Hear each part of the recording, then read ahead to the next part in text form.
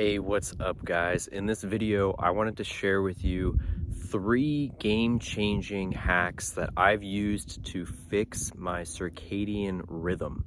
So I used to be the guy who would stay up till 2, 3, sometimes 4 in the morning and sleep until 12, sometimes 1 or 2 in the afternoon. And it was dreadful. Anytime I had to do something early in the morning, it was impossible to get up. You know, you have to use an alarm, and it's just the most jarring way to start your day. You have to use coffee to actually get yourself going. It's not a good thing for your longevity and your youthfulness and your lifestyle health. So one of the biggest things that I've done to change that is, one, timing my coffee intake. So in the morning, when you have coffee, wait at least 1 hour until after you wake up and start your day to actually have your first cup of coffee. And that's because when you wake up first thing in the morning, your cortisol levels are if I can speak, your cortisol levels are the highest in the morning than they are all day. So your body dumps your system with cortisol, so it wakes you up. And cortisol is also the stress hormone, so not only does it wake you up and make you feel active, but it kind of can induce that fight or flight sense. And so if you have too much cortisol in your system, like if you have caffeine first thing in the morning, caffeine is going to increase your cortisol levels naturally as well. So if you have it first thing in the morning, when your natural cortisol dump comes, you're going to be overloading your system with that stress hormone, which is going to lead to anxiety, jitters, and other things throughout the day. So wait at least 1 hour. Since I've started doing this, it's been incredible, and it's been a game changer. And then along with that, make sure that you're having your coffee really before noon. I would say no later than 11, but this is your personal, strategy. But the half-life of caffeine is 5 hours. So, if you have a cup of coffee at 4 o'clock, then at 9, 10 o'clock at night, you're going to still have a large percentage of that caffeine in your system when you're trying to sleep. And decaf also has caffeine, and so do other, teas and natural things. So just something to keep in mind. It's best to have your potent caffeine, if you're going to have something like coffee, before noon, really, so that you can actually get to sleep. And the other day, I actually tested this because I had been, being pretty strict with this and having my coffee at these times. And I was making a trip to Sedona the other day, coming back, and I was pretty tired, and I got a coffee at like 4 o'clock to, get me through the drive home. And I end up staying up until like, 1 o'clock in the morning, and I'm still like wide awake, and I'm like, I just can't fall asleep. Like, this wasn't worth it. So once you get your body accustomed to that, it's going to more naturally be sensitive to those adjustments as well. So that's tip number 1, time your coffee. Tip number 2 is time your blue light exposure. And just like with coffee, it's going to be best to wait an hour to give yourself to wake up and get your day started 1 hour before you have any kind of artificial blue light exposure. So you want natural blue light. You want like the sun, right? You want the sunlight, which has natural blue lights, which are going to help stimulate and wake you up. So you want to really wait until the sun comes up and you can actually get blue light, natural blue light from the sun in your eyes before you get the artificial stuff from the screens.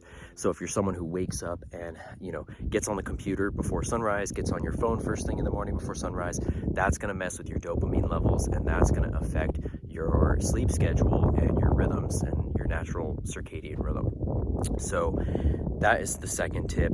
Third tip is going to be ground. Okay, so grounding, this is one that's become more popular and is honestly underrated because not enough people are doing it, because a lot of people live in the cities and they're not able to get access to earth. But actually getting your bare feet on the earth, grounding, it discharges electrons from the body. There is actually an electrical discharge that can be measured from the body into the earth, and there's been studies that show, and you can do it firsthand if you have a way to a microscope, and to measure your blood. But you can look at the way that your blood cells coagulate and form and flow compared before and after grounding. And for people that are ungrounded constantly, if you're indoors, we spend like 75% or more of our time indoors today. So if you're indoors constantly, you're wearing shoes, you're not getting your feet on the earth or somewhere in nature to discharge, that's going to build up and it's going to cause sickness and disease in your body over time. So for one, for your general health, it's good, but then also it's going to help get your rhythms in check. It's going to help if you get up in the morning and you actually get out, as soon as possible, before you use your phone, before you have coffee, and ground on the earth, get that natural sunlight in your eyes. That's going to be a large game changer as well. And since I've started doing these more religiously and more practiced and diligently, my sleep schedule's just been amazing. Like, I literally fall asleep at shortly after sunset. If the sun goes down at like 6 or 7, I end up falling asleep by like 8:30, sometimes as early as 8, sometimes more like 9, but usually around 8 or 9 o'clock. And then I've been waking up before sunrise, so like an hour, sometimes more, before sunrise. So that's been huge for me in just getting my general health back on track, because I had a health crisis, in 2022 and kind of leading up to that, where just an accumulation of lifelong habits and, eating the wrong things and GMO and all this stuff that had built up. And I really needed to start shifting things around that time period. So that was one of the things that really helped and helped get my general well-being back in order. So one is time your coffee. Second is time your blue light. For both, wait an hour until you wake up and get your day started to start it. Then don't have coffee afternoon. And then what I didn't mention about the blue light too is, obviously try not to do blue light right before bed. Give it like an hour or so. That's one you hear all the time. So, and then the third being the grounding and natural sunlight in your eyes, optimally first thing in the morning. And if you live in the city, if you're somewhere where you can't get to it, just do your best. What you can do is buy grounding mats. So something that I use too is something called a grounding sheet, and it's a bed sheet that you plug into the ground of the house, and it accesses the ground energy, the ground. So it actually is, it's supposed to at least be getting that discharge into your bed sheets and onto your skin. And since I started doing that, that was around the same time period as the other things, and it just all aligned. So those are my 3 tips. I hope it helps out. Also, we're going to be launching a new container for the Conscious Crypto Academy starting in March. So if you're someone who's been looking to get into crypto and take it more seriously, maybe move some of your investments into crypto or some of your savings, then this course is going to help you get all the fundamentals, understand the basics, and then actually get everything technically set up.